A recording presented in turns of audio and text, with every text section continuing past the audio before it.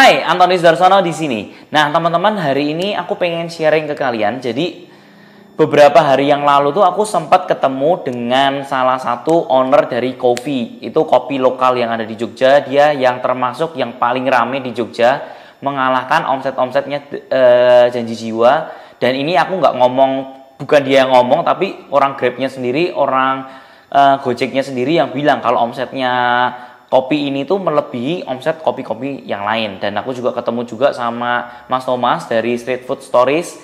Nah, itu juga followersnya, influencer Jogja, influencer makanan Jogja yang udah sampai 80k. Jadi lumayan berpengaruh banget. Jadi kita sempat ngobrol bertiga, kita ngobrol sampai lama banget dan kita prediksi lah ibaratnya COVID ini tuh akan seperti apa dan tahun depan itu akan seperti apa. Dan menurutku ini penting banget buat aku sampaikan ke kalian semua. Apalagi buat teman-teman yang sedang ada dalam posisi PHK, sedang ada posisi di mana kalian itu tidak punya pekerjaan, kalian bingung mau ngapain dan akhirnya kalian buka bisnis F&B. Nah, kira-kira yang akan terjadi itu seperti apa ketika kalian memutuskan setelah di PHK, kalian memutuskan mau mengeluarkan tabungan kalian untuk bisnis F&B. Apa sih yang sebenarnya akan terjadi? Nah, jadi kita ngobrol cukup lama dan begitu kita ngobrol itu kita sharing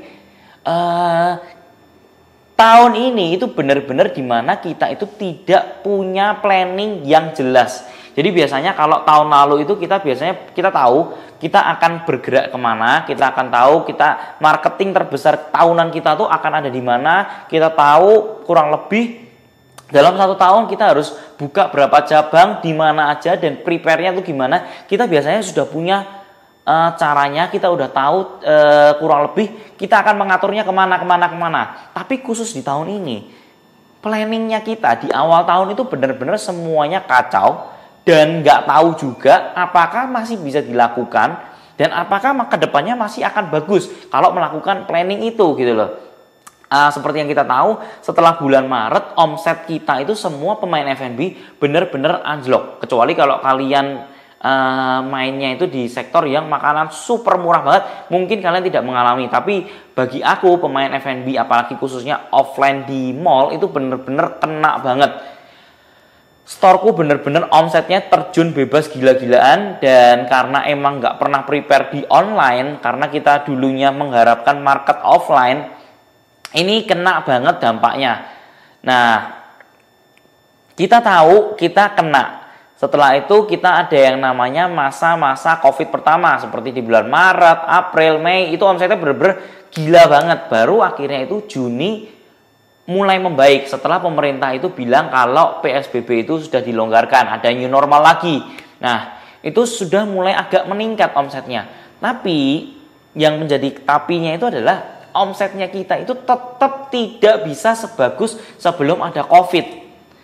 Omsetnya kita tetap kurang dari yang sebelum ada COVID. Jadi ibaratnya ya, dulu kita punya ekspektasi omset kita itu 100%. Karena ada COVID, kita turun sampai terjun bebas sampai jadi 20%, 30%. Nah, setelah itu kita naik, paling cuma naik sekitar 50-60%. Tapi nggak bisa sampai 100%. Oke lah, kira-kira nanti dalam beberapa bulan lagi harusnya bisa ton. Tapi kalau kita semua prediksi dari kita ngobrol-ngobrol itu, rasanya tetap nggak mungkin kita bisa sampai 100% yang dulu lagi.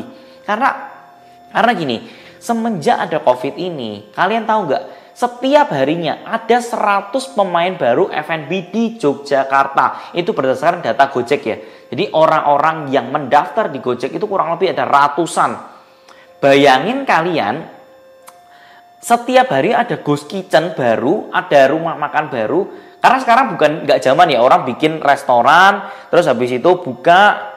Di COVID ini kayaknya jarang banget orang yang seperti itu. Kebanyakan adalah orang-orang yang iseng, pengen nyobain F&B, buka toko pertama mereka itu di kos-kosannya mereka cuma modal alat masak, mereka udah bisa siap jual, mereka foto-foto, mereka jual di online. Dan itu terjadi banget sekarang ini. Jadi bener-bener setiap hari pemainnya tuh baru terus, setiap hari terus ada pemain-pemain baru. Dan fakta dari Gojeknya lagi, setiap hari juga ada yang tutup puluhan. Jadi bukanya ratusan, tutupnya puluhan. Tetap bukanya lebih banyak daripada yang tutup. Nah, ini menurutku barrier dari pemain F&B itu sangat-sangat minim. Jadi setiap orang bisa membuka F&B, dan sebenarnya ini sangat-sangat gak bagus buat teman-teman ya yang nonton video kali ini. Kalau kalian lagi di PHK, pastikan kalian pikir sekali lagi apakah benar-benar kalian mau uang yang kalian sudah kumpulin, ibarat kalian sudah mepet, kalian sudah di PHK, kalian masih mau terjun di dunia F&B. Kalau menurutku sangat tidak wise banget, karena sekarang ini tuh sangat susah ditebak teman-teman. Satu, pemain barunya itu sangat banyak. Setiap hari mereka itu bermain di sosial media yang sama, Gojek, Grab, online market yang sama. Terus habis itu mereka menang adu-aduan di rasa, murah-murahan, dan itu semuanya itu beradunya di situ-situ terus gitu loh. Nah, ini menurutku semakin gak sehat, karena kolamnya ini semakin lama kok semakin keruh. Kita udah gak bisa prediksi masa depan, terus kita juga bingung kan. Ini bingung loh, COVID ini benar-benar bingung. Kalau sekarang ini posisi aku buat video ini tuh udah 70.000 orang yang kena COVID, dan setiap harinya itu bisa tambah 1.600 sampai 2.000. Ini bisa-bisa di Desember nanti itu bisa sampai 250.000 loh orang yang kena COVID. Dan itu akan terus kalau Indonesia itu orang-orang yang bandel, tidak ngikutin protokol, itu terus kayak gitu terus sampai tahun depan. Sampai tahun depan bisa loh. Aku prediksi bisa sampai mungkin Juni 2021 kita masih benar-benar yang namanya new normal. Itu nggak selesai-selesai. Nah, jadi orang-orang yang nggak punya pekerjaan akan semakin banyak. Mereka akan semakin banyak terjun ke dunia F&B karena mereka pikir, iseng lah coba bikin F&B. F&B kayaknya enak. F&B. Enggak, teman-teman. F&B ini sangat-sangat keruh di masa sekarang. Itu bener-bener menurutku kalian bisa punya ide bisnis yang jauh lebih bagus dari F&B. Misalkan jadi content creator kah, main TikTokers lah, atau kalian bikin makanan, tapi jangan yang bener-bener kalian supply di depan. Misalkan kalian bikin pabriknya, ibarat orang jual kopi, kalian jual biji kopinya. Orang jual kopi, kalian jual per bagnya. Nah, itu yang jauh lebih untung, teman-teman. Daripada kalian masuk di masa-masa sekarang ini, masa-masa di mana F&B itu menurutku sangat kelam banget. Even di Jogja pun ya, untuk pertama kalinya aku ngelihat nggak ada yang benar-benar booming di tahun 2020 ini. Benar-benar nggak ada kayak market yang boom, itu nggak ada. Semua ya slow aja, standar. Dan ini bakal ngalir terus sampai tahun depan loh. Karena kita punya habit itu berbeda-beda terus.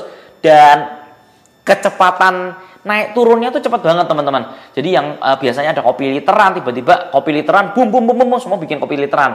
Habis itu setelah ada kopi literan itu mati bareng-bareng, mulai meredup. Bahkan waktu ada kopi literan aja nyari botolnya itu susah setengah mati loh, teman-teman. Terus habis itu muncul mentai. Nah, itu juga fenomena yang menurutku kayaknya terlalu gampang banget orang buat masuk F&B. Makanya semua orang ngikutin tanpa ada barrier yang jelas. Semua orang bermain di sektor yang dia pikir itu gampang gitu loh. Padahal sebenarnya ini jauh lebih susah karena kompetitornya tuh banyak banget. Dan mereka biasanya tuh nirunya ya niru Wilgos, kayak Wilgos masak apa mereka coba, mereka enak ya, mereka ngerasa enak, mereka jualan. Padahal mereka nggak tahu yang jualan resepnya Wilgos itu sangat-sangat banyak. Jadi yang diuntungkan tuh sebenarnya apa? Sebenarnya kalau misalkan kalian mau, kalian cari belakangnya lagi, teman-teman. Jangan cari yang di depan-depan. F&B kalian masuk di depan-depan itu akan sangat berdarah-darah banget, teman-teman. Ya ibarat kalian jual mentai ya. Mentai menunya semua sama dari si Wilgos, ya kan? Kalian semua jualan menu-menunya Wilgos. Kalian tahu cara brandingnya, cara marketingnya, cara fotonya dari orang-orang yang sudah terkenal. Misalkan kalian pengen bikin Wilgos, resepnya Wilgos. Nah, setelah resepnya Wilgos kalian cari, terus kalian cari cara moto produk. Nah, foto produk kalian cari di YouTube. Nah, gitu semuanya tuh ada semua. Saking gampangnya dan saking adanya semua di internet, di YouTube. Nah, kita tuh semakin berdarah-darah teman-teman, semakin muter otak gimana caranya produk kita laku. Tapi yang sebenarnya diuntungin itu apa? Yang diuntungin adalah yang jual mentainya, yang jual salmonnya, yang jual voidnya, void buat makanan mentainya itu yang sebenarnya jauh diuntungin karena mereka nggak perlu bersaing dengan pemain-pemain depan. Pemain-pemain depan ini yang kelihatan ini. Kelihatannya keren, kelihatan punya omset banyak, kelihatan itu. Tapi mereka tuh sustainability-nya itu, percayalah teman-teman, itu sangat-sangat susah. Yang lebih enak itu adalah orang di balik layarnya. Orang yang punya posisi di belakangnya. Yang mensuplai ke mereka semua. Biarin mereka hajar-hajaran, mereka bertarung satu sama lain. Tapi kita supply di belakangnya. Misalkan kita itu supply apa? Supply bahan bakunya, supply idenya. Kayak Wilgos itu adalah orang yang supply ide. Jadi dia nggak peduli resepnya itu dicuri karena yang ngecuri itu lawannya itu banyak banget. Tapi yang dia supply itu adalah ide cara masaknya. Nah itu kalian supply itu ke orang-orang. Nah dia dapat uang dari mana? Dari AdSense dia mikir supply-nya itu gimana.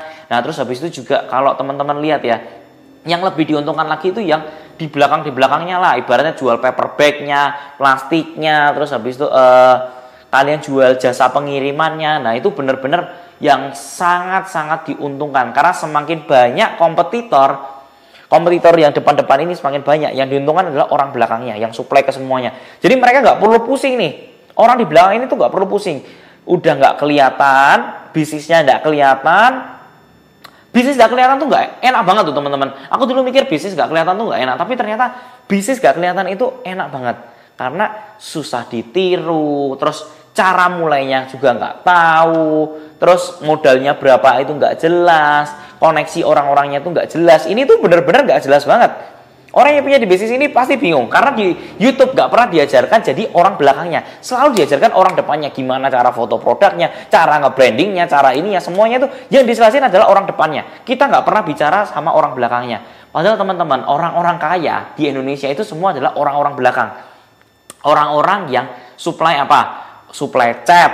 Kenapa? Mereka nggak peduli propertinya seperti apa, tapi mereka ya tahu pasti mereka setiap kali jualan properti mereka butuh cat.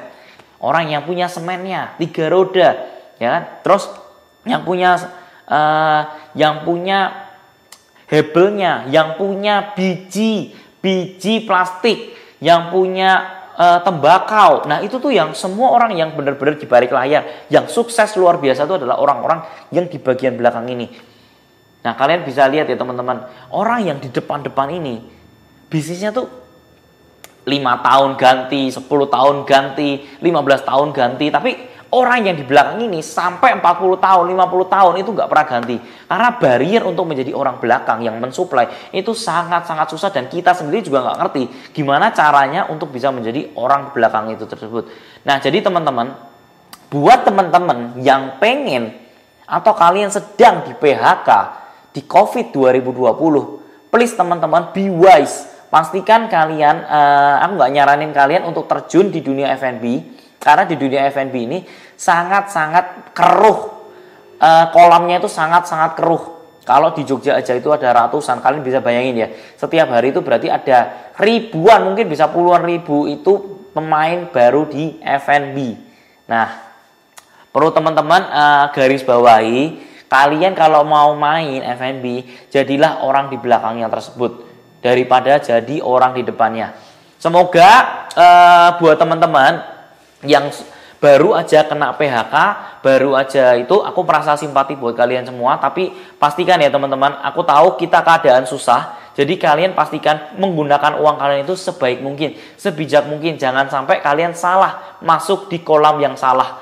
Nah semoga teman-teman dengan kalian menonton video kali ini, kalian bisa membuka mata kalian lagi lebih banyak tentang finansial di dunia ini, di Indonesia ini.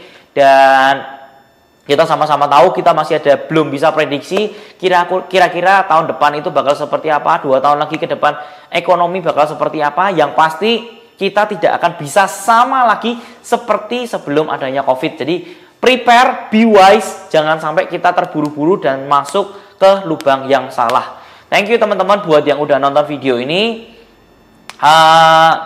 Jangan lupa untuk like juga video kali ini, karena dengan kalian memberikan like aja itu udah buat aku seneng banget, membuat aku update terus video-video buat kalian semua. Dan jangan lupa untuk subscribe channel kali ini, karena channel ini akan berkembang terus kalau kalian itu terus support kita, support aku. Jadi aku tuh juga invest tuh banyak hal ya. Lampu aku invest, kamera invest, mic invest, studio juga invest, semua invest. Semua gratis, itu aku keluarin invest semua cuman untuk kalian. Aku ngomong gini ke kalian gratis loh teman-teman. So pastikan kalian itu subscribe video kali ini, and I'll see you in the next video. See ya guys.